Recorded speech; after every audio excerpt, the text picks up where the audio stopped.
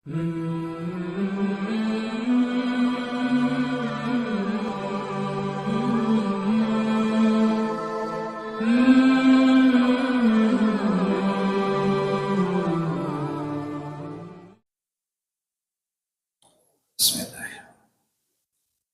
Assalamualaikum warahmatullahi wabarakatuh. Alhamdulillahirabbil alamin. Wa bihi nasta'in ala umuri dunya waddin. Wassalatu wassalamu ala asrofil anbiya'i wal mursalin wa ala alihi wa ashabihi ajma'in. Raditu billahi rabba wa bil islami dina wa bi muhammadin nabiyya wa rasula. Syukur alhamdulillah kita dapat dipertemukan kembali pada malam hari ini. Alhamdulillah kita masih diberikan kesehatan, tentu juga nikmat iman, nikmat Islam, hingga pada malam hari ini ringan langkah kaki kita dengan niat menuju ke tempat yang sangat mulia ini untuk beribadah kepada Allah Subhanahu wa Ta'ala. Harapan kita, apa-apa yang sudah kita lakukan dimulai dari pagi hari ini tadi sampai dengan saat ini dan menjelang nanti kita mau tidur, kita bermohon kepada Allah semuanya mendapatkan ridho darinya. Kemudian selawat dan salam tidak lupa kita haturkan kepada junjungan Nabi kita, Nabi Muhammad Sallallahu Alaihi Wasallam, serta keluarga dan para sahabat-sahabat beliau. Allahumma sholli ala Sayyidina Muhammadin wa ala alihi wa ashabihi ajma'in. Bapak, para jamaah sholat maghrib, insya Allah kita mohon kepada Allah sama-sama mendapatkan mohon rahmat dan hidayahnya kepada kita. Pada pertemuan malam ini ada satu hadis yang sangat menarik sekali, di mana hadis yang mulia ini memberikan semacam renungan bagi kita, muhasabah diri kita mengenai 3 wasiat Nabi Sallallahu Alaihi Wasallam. Tiga wasiat Nabi ini tercantum di dalam Musnad Imam Ahmad dan Sunan Ibnu Majah dan para ulama hadis lainnya, di mana hadis ini bersumber dari Abu Ayyub Al-Ansari radhiyallahu anhu. Di mana Abu Ayyub Al-Ansari, kalau kita melihat sejarah kehidupannya, beliau ini adalah salah seorang sahabat Nabi yang dikenal dengan sahabat Ansor, yaitu mereka-mereka yang ada di kota Madinah. Dan kemudian juga Abu Ayyub Al-Ansari itu, rumah beliau itu menjadi tempat mulanya Rasulullah ketika di kota Madinah mendiami rumah Abu Ayyub Al-Ansari sebelum rumah atau Masjid Nabawi jadi dikerjakan. Jadi sebelum Masjid Nabawi itu dibangun dan kemudian Masjid Nabawi itu sedang dibangun, itu Rasulullah SAW itu tinggal di rumah Abu Ayyub Al-Ansari. Nah, dari sinilah kemudian Abu Ayyub Al-Ansari ini menjadi pribadi atau sahabat Rasulullah salah satunya yang sangat dekat dengan Rasulullah.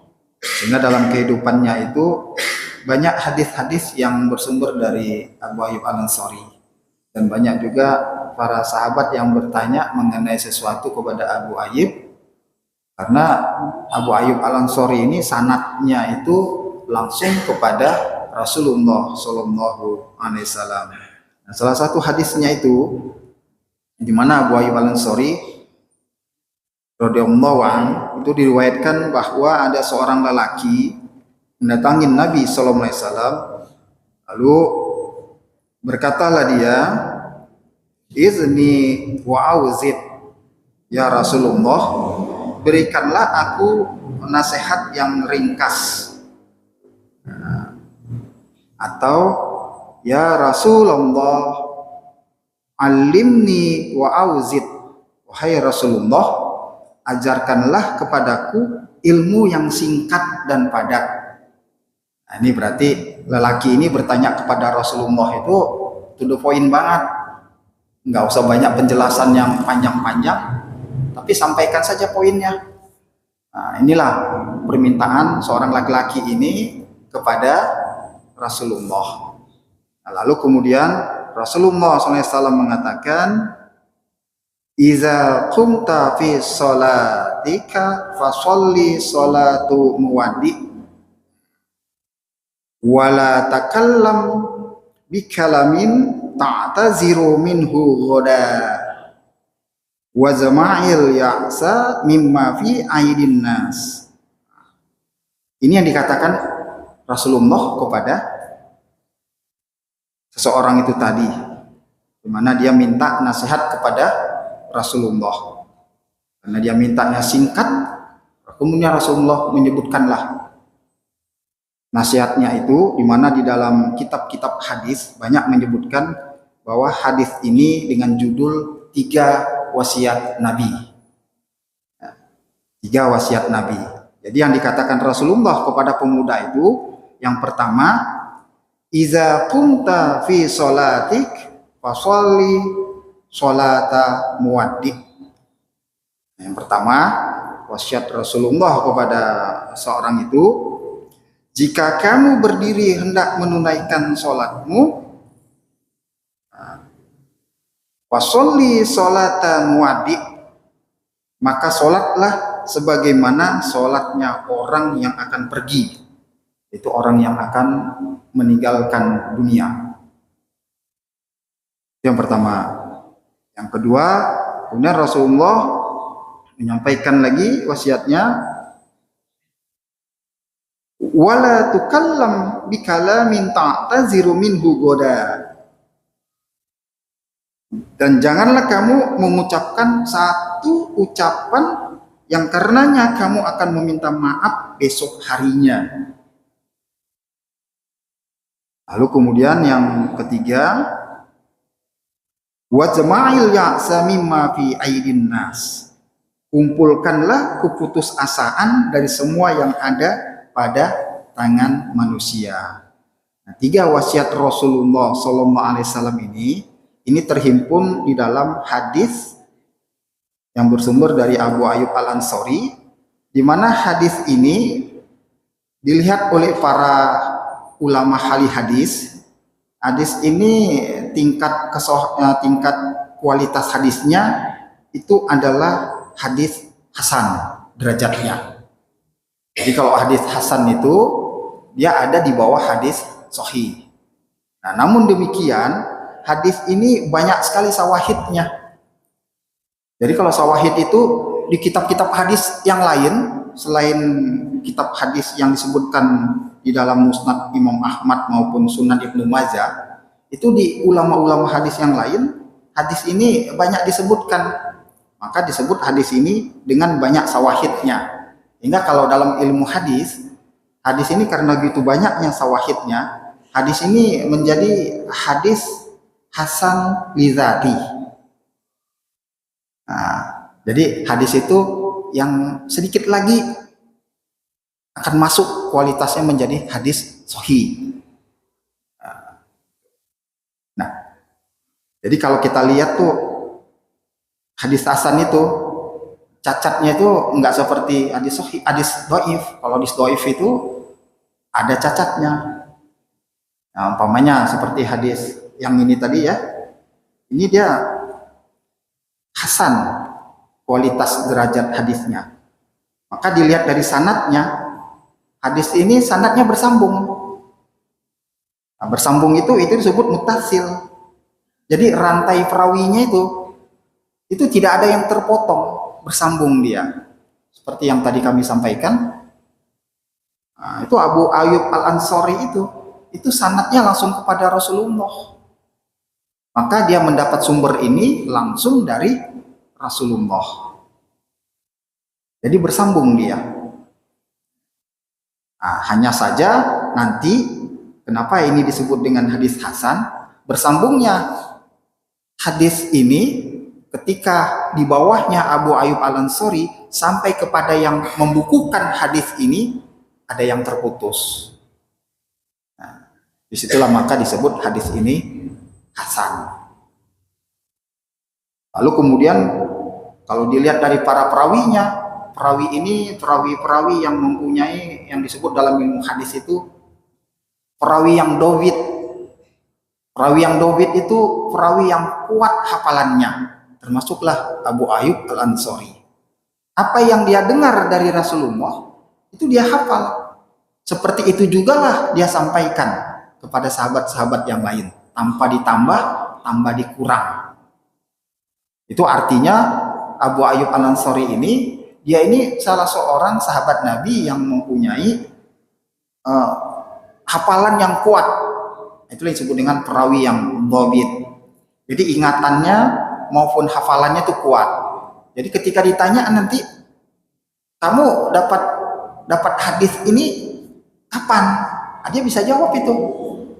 Karena ingatannya masih kuat. Di samping hafalannya, ingatannya juga masih kuat. Nah, nanti umpamanya ketika ditanya, saya dapat hadis ini, atau dia menjawab, saya dapat hadis ini ketika saya halaqah dengan Rasulullah. Atau ketika seperti hadis ini, itu kan ada seseorang yang mendatangin Rasulullah. Itu dilihat langsung oleh Abu Ayyub Al-Ansari. Maka itu menjadi ingatan yang kuat bagi dia, dan itu diingatnya terus. Lalu kemudian lafal yang disampaikan oleh Rasulullah itu pun diingatnya dan dihafalnya. Nah, maka keluarlah hadis ini. Nah, kemudian juga di dalam hadis ini itu nggak ada kejanggalan. Maksudnya itu isinya ini nggak ada kejanggalan. Jadi kalau sesuatu hadis dilihat isinya itu ada sesuatu yang bertentangan dengan akal kita umpamanya, nah itu perlu diteliti Pak, perlu dicek gitu. Ini kok janggal banget ya hadis ini. Itu bisa dicari itu biasanya umpamanya saya kasih contoh ya, ada hadis-hadis yang berseliweran yang menurut mereka hadis tuh. Kalau membaca kalimat ini disebutkan tuh kalimatnya ini 1000 kali sampai 100.000 kali umpamanya. Nah, itu nanti akan dapat yang seperti ini itu. Nah, itu kan rasanya kita mikirnya tuh kok gampang sekali ya.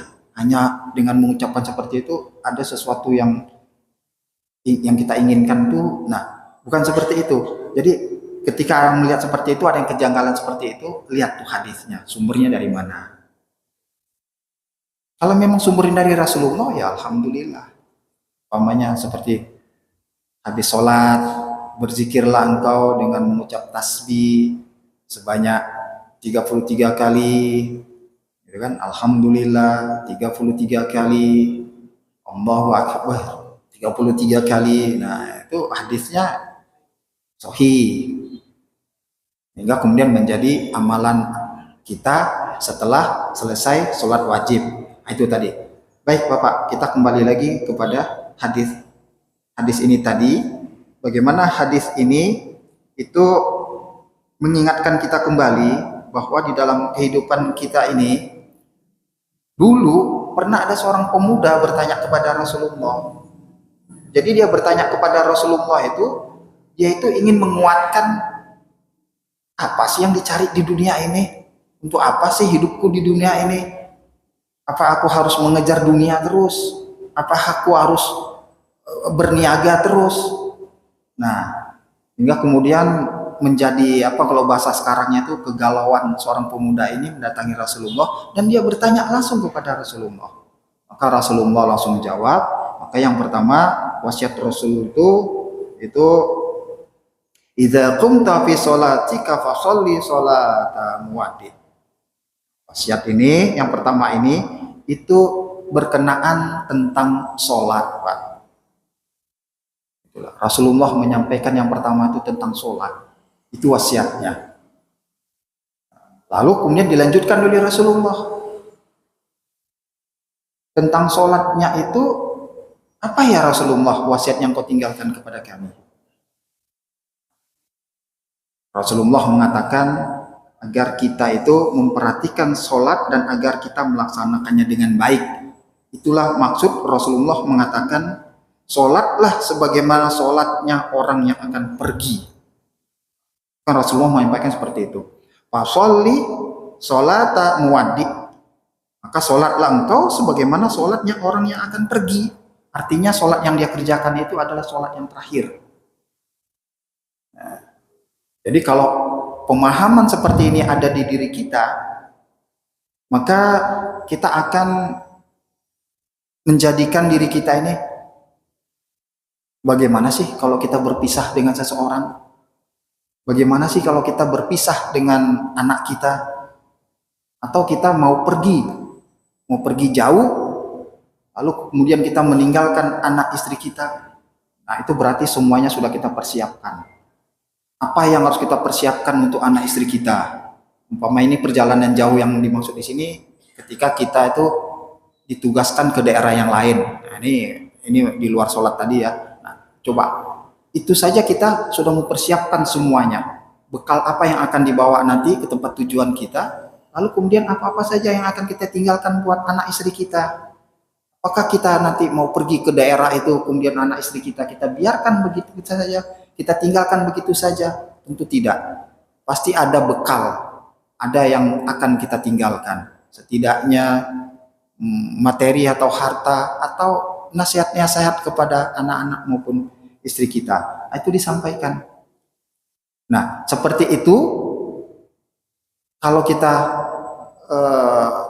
ingin berpisah, lalu kemudian dikatakan Rasulullah ini justru berpisahnya itu adalah seandainya ini adalah sholat terakhirmu. Nah, pikirkanlah itu.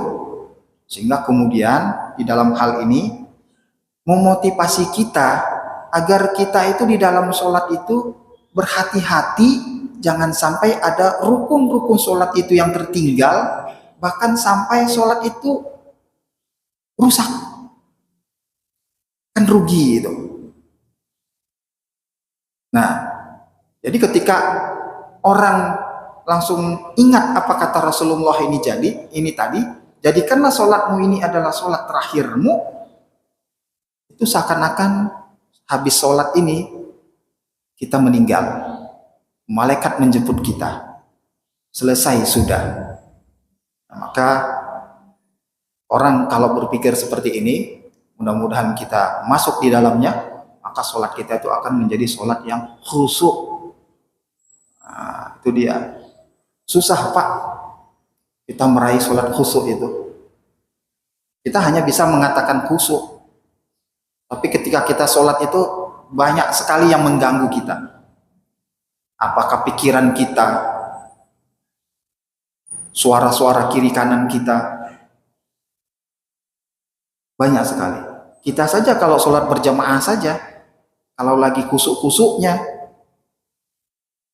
di belakang sana tiba-tiba ada suara, itu saja kita bisa terganggu, buyar kita. Nah, maka jadikanlah sholatmu itu, kata Rasulullah, adalah sholat terakhirmu. Nah, kalau kita memahami apa kata Rasulullah ini kan artinya terus setiap kita sholat itu, jangan-jangan ini sholat terakhir saya. Kita sholat lagi di waktunya yang akan datang. Masih diberi umur kita, terpacu lagi mengingat wasiat Rasul ini. Jadikanlah sholatmu ini menjadi sholat terakhir. Maka Bapak, ya, imam sholat kita kan ada yang salah seorang imam sholat kita tuh, nah, itu kan setiap mau sholat selalu mengingatkan kita kan. Selalu mengingatkan kita. Itu wasiat Rasul. Jadi, ijakum tafi solati fasoli solatu muwadik. Jadikanlah solatmu ini solat yang terakhir. Nah, seperti itu. Nah, nih. Jadi kalau sudah diingatkan seperti ini, maka perbaikilah solat kita sampai sesempurna mungkin. Kita nggak bisa mengatakan, nih saya udah sempurna banget ini. Enggak. Kita harus belajar terus sampai kemudian apa yang kita dapat, apa yang kita kerjakan itu mudah-mudahan mendekati kesempurnaan di dalam sholat kita. Ini sholat ini kan menjadi pertaruhan kita kan di akhirat nanti. Semua amalan-amalan tidak akan dihitung sebelum sholat dulu. Sholat dulu ditanya. Dia seorang pengusaha yang kaya, setiap hari bersedekah, mengumrohkan orang, hajinya berulang kali, mengeluarkan zakatnya besar, tapi ternyata rupanya sholatnya masih belum terjaga. Nah, udah kita melihat kepada hadis Nabi saja. Itu di akhirat nanti sedekahnya dan yang lain sebagainya itu belum dihisap. Sebelum yang pertama sekali dihisap itu adalah sholatnya. Ini Bapak. Ini yang pertama. Lalu kemudian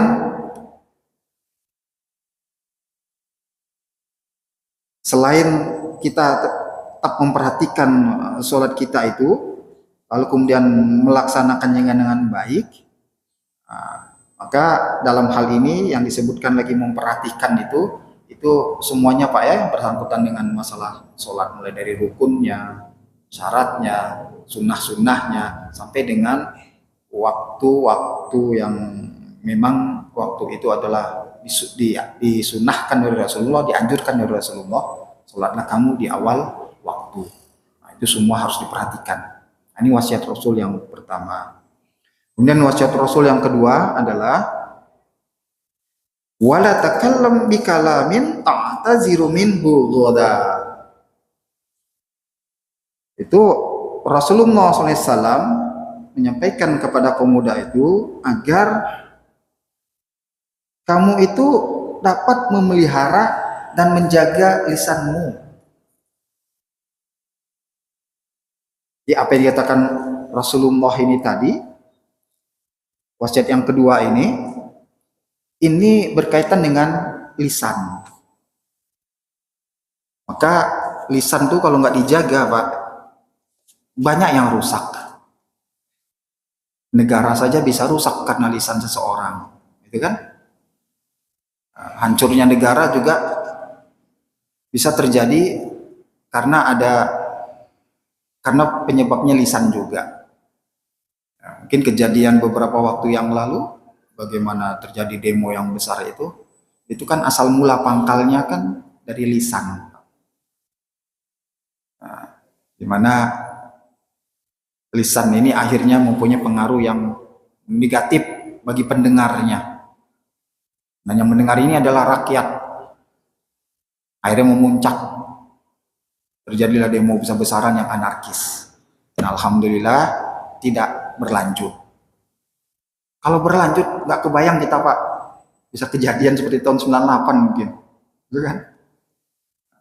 Saya tahun 98 itu saya mahasiswa tingkatan terakhir itu, tinggal menunggu wisuda itu. Itu saya merasakan Pak waktu kejadian 98 itu. Saya jalan kaki dari Ciputat sampai ke Benjeruk, sepanjang jalan panjang itu mulai dari Pondok Indah. Segala macam kejadian tuh saya lihat. Saya sempat lihat showroom yang ada di perempatan Permata itu. Itu showroom mobil-mobilnya keluarga Soeharto. Pada waktu itu kalau saya salah mobil apa tuh? Timur ya. Mobil Timur kalau tidak salah apa tuh. Itu saya lihat tuh dikeluarin tuh dari showroom tuh semua ditaruh di perempatan jalan itu dibakar Pak. Ya Allah. Itu jalan kaki saya dari Ciputat. Itu kejadian tuh. Nah ini kalau kejadian ini terulang lagi kemarin tuh, Allah nggak tahu kita lagi negara ini. Nah itu ternyata rupanya pangkal mulainya dari lisan seseorang. Hingga kemudian dari lisan seseorang itu pun ya dampaknya buat mereka, ya lihat saja itu kejadiannya, sampai rumahnya dijarah segala macam apa. Nah itu bahayanya dampak dari lisan ini. Maka apa yang dikatakan Rasulullah ini menjadi renungan kita, Pak. Maka yang terbaik itu adalah lebih baik diam kalau kamu tidak punya kepentingan dalam hal pembicaraan itu. Lebih baik diam, artinya kita menjadi pendengar. Gitu saja. Nah, yang dimaksud Rasulullah ini dalam hadis itu kan, wala takallam bikalamin ta'taziru minhu goda. Janganlah kamu mengucapkan kalimat yang karenanya engkau akan minta maaf besok harinya. Ini kan artinya ketika ucapan kita itu menzolimi seseorang, berarti urusannya itu adalah antara manusia dengan manusia. Jadi kalau manusia dengan manusia itu ya meminta maaf. Kalau kepada Allah kan kita bermohon, bersifar kepada Allah agar kita dimaafkan atau kesalahan-kesalahan dan dosa kita. Nah, tapi kalau sudah urusan dengan masalah menzolimi seseorang dikarenakan lisannya itu tadi, minta maaflah kepadanya. Itu Pak. Maka sangat bahaya sekali Pak masalah lisan ini. Kemudian lagi Rasulullah juga mengatakan di dalam hadis ini, itu maksudnya adalah kita itu disuruh bersungguh-sungguh. Jadi kalau bersungguh-sungguh itu jangan menganggap remeh apa yang disampaikan Rasulullah ini. Bersungguh-sungguh untuk menahan lisanmu agar tidak mengucapkan kalimat yang dikhawatirkan engkau akan minta maaf karenanya. Engkau minta maaf karenanya. Artinya kan terzolimi orang itu dikarenakan lisan dia. Itu Rasulullah tuh mengatakan, bersungguh-sungguhlah kamu untuk menahan lisanmu. Maka semua kalimat yang menuntutmu untuk meminta maaf karenanya, jika engkau tidak mengucapkannya, berarti kalimat itu masih berada dalam kendalimu. Nah itu maksudnya begini Pak. Jadi ada orang itu terzolimi dia dikarenakan lisan seseorang. Lalu kemudian orang yang menzolimi ini dikarenakan lisannya itu belum meminta maaf kepada orang yang terzolimin ini tadi. Nah, inilah bahayanya. Maka di sini Rasulullah mengatakan minta maaf. Nah dalam wasiat yang lain Rasulullah SAW beliau bersabda, kita bacakan artinya saja. Maukah engkau aku beritahu kunci dari semua itu? Aku menjawab tentu, wahai Nabi Allah. Lalu beliau Rasulullah SAW memegang lisan beliau. Nah, memegang lisan beliau dan mengatakan, tahanlah ini darimu. Sampai seperti itu Rasulullah. Tahanlah ini darimu. Nah, aku bertanya, apakah kita akan disiksa dengan sebab ucapan yang kita ucapkan? Rasulullah SAW menjawab, celaka ibumu, wahai Mu'az. Karena yang bertanya ini adalah Mu'az bin Jabal radhiyallahu anhu. Adakah sesuatu yang ada di atas wajah atau di atas hidung manusia yang membuat mereka tersungkur ke dalam neraka selain hasil-hasil lisan mereka? Gitu. Jadi Rasulullah itu sampai menekankan seperti itu kepada sahabat yang lain. Bahayanya lisan itu. Kemudian dalam sebuah hadis yang lain Rasulullah juga menyampaikan, ija asbaha banu adam fa innal a'dha'a kullaha tukaffiru lisana wa taqul ittaqillaha fina fa innama nahnu bika fa in istaqamtas taqamna wa in wazaqta wazaqna. Jika anak Adam memasukin waktu pagi, maka seluruh anggota badan tunduk kepada lisan dan mereka mengatakan ittaqillaha fina, bertakwalah kepada Allah dalam urusan kami, karena sesungguhnya kami ini tergantung kamu. Jika kamu lurus, maka kami juga akan lurus istiqomah, dan jika kamu bengkok, maka kami juga akan bengkok. Nah, ini maksudnya tadi, mulailah di waktu pagi itu diawali dengan zikir-zikir pagi, di mana zikir-zikir pagi ini akan mengingatkan kita tentang lisan kita ini dimulai dengan hal-hal yang baik. Maka ketika pagi hari kita memulai pagi hari kita itu dengan zikir di pagi hari, itu sudah menunjukkan keinginan kita, kesungguh-sungguhan kita bahwa kita ingin menjaga lisan kita ini tetap dalam lisan yang tetap berzikir kepada Allah. Hanya kita menahan, hanya cukup untuk mengatakan yang ma'ruf saja. Agar jangan sampai lisan ini yaitu tadi menzalimi orang lain. Itulah bahayanya lisan itu. Dan Rasulullah di dalam hadis yang lain, di dalam wasiat ini, di dalam wasiat yang tadi itu juga mengatakan bahwa manusia yang sangat baik itu, kata Rasulullah itu, jadi ketika dia sedang berkumpul dengan teman-temannya atau berkumpul dengan di dalam satu halaqah, itu ada ucapan yang diucapkannya, lalu kemudian setelah selesai halaqah itu dia mengintrospeksi, muhasabah, apa yang baru saja saya sampaikan,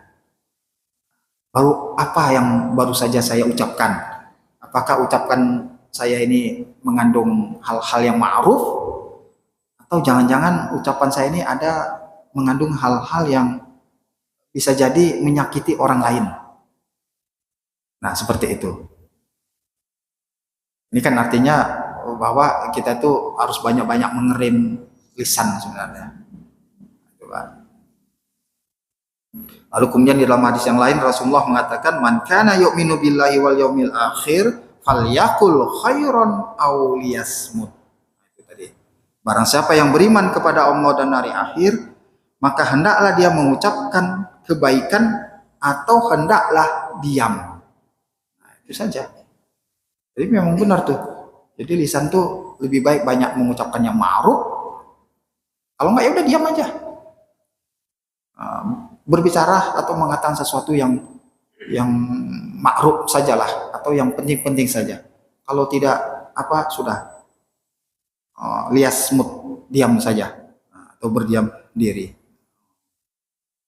Kemudian sabda Rasulullah ini tadi di wasiatnya ini, itu yang dimaksud dengan kata besok itu artinya adalah ketika kita berada di hadapan Allah, atau karenanya engkau akan meminta maaf besoknya itu adalah itu tadi yang saya sampaikan, minta maaflah kepada orang itu tadi, minta maaflah kepada manusia yang memang pernah terzolimi dikarenakan ucapanmu, dikarenakan lisanmu. Itu yang dimaksud dengan ghoda itu besok. Jangan sampai nanti ketika di hari akhirat nanti mereka meminta pertanggungjawaban dengan akibat dari perkataanmu itu tadi. Dan yang terakhir, wasiat ketiga, wazma'il ya'sa mimma fi aidin nas. Kumpulkanlah keputusasaan dari semua yang ada pada tangan manusia. Maksudnya itu apa? Ini yang maksud oleh Rasulullah ini. Rasulullah ini mengajak kita ini sebagai umatnya agar kita itu memiliki sifat qanaah. Qanaah itu apa? Qanaah itu menggantungkan hati kita itu hanya kepada Allah. Gantungkanlah semua apa keinginan kita itu, kemauan hati kita, apa keinginan kita itu hanya kepada Allah Azza wa Jalla. Lalu kemudian kita serta benar-benar kita itu tidak mengharapkan apapun yang berada di tangan orang lain.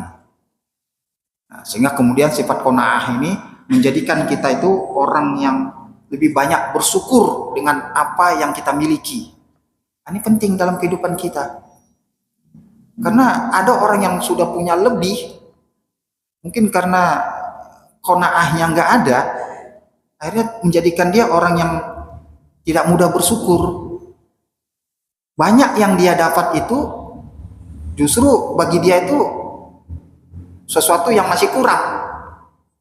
Nah, maka orang yang mempunyai sifat qanaah itu apa yang sudah dia rasakan, apa yang dia dapat, itu menjadikan dirinya itu menjadi orang yang lebih banyak bersyukur kepada Allah. Ya, yang sedikit itu tadi karena punya sifat qanaah kita itu, lalu kemudian kita bersyukur kepada Allah, maka hasilnya dari yang sedikit itu bisa jadi menjadi hal yang berkah. Dan itu yang memang lebihnya atau kelebihan atau perbedaan antara orang yang mempunyai harta atau mempunyai sesuatu yang lebih dengan sesuatu yang sedikit. Seseorang mempunyai sesuatu yang lebih dan di dalamnya ada keberkahan, alhamdulillah. Berarti orang ini mempunyai sifat qanaah dan pandai bersyukur. Namun juga ada yang mempunyai sesuatu itu yang sedikit. Tapi dikarenakan dia mempunyai sifat qanaah, lalu dia pandai dia mensyukuri nikmat Allah ini, dan di dalamnya itu Allah udah janjikan itu ada keberkahan di dalamnya. Nah, yang nggak pantas itu adalah ketika orang itu nggak punya apa-apa, sedikitnya juga nggak ada, sifat qanaahnya nggak ada, sifat syukurnya juga nggak ada. Nah inilah kalau dalam pandangan kita itu, ini orang seperti ini sudahlah dia tidak pandai bersyukur, tidak mempunyai sifat qanaah. Lalu kemudian bagaimana dia untuk memancing nikmat Allah untuk diri dia? Jadi seakan-akan nih orang ya dibiarin saja sama Allah. Nah, seperti itu karena nggak punya sifat syukurnya. Nah itu Bapak. Jadi ini wasiat yang ketiga ini mengajarkan kita agar kita itu mempunyai sifat qanaah. Nah, Allah berfirman di dalam surat Az-Zumar ayat 36, "Alaihissallahu bikafin 'abdah." Bukankah Allah cukup untuk melindungi para hambanya? Nah, itu kan kuncinya itu satu tuh. Harus bisa kita belajar Allah. Apa-apa Allah. Jadi kita tuh bergantung hanya kepada Allah. Kalau kita sudah bergantung kepada Allah, itu tadi. Kenapa sih kita harus mengantungkan harapan kita kepada orang lain? Gitu ya? Hanya kepada Allah muncullah sifat qanaah itu. Lalu kemudian dalam hadis di dalam surat At-Talaq ayat 3, "Wa may yatawakkal 'alallahi fahuwa hasbuh."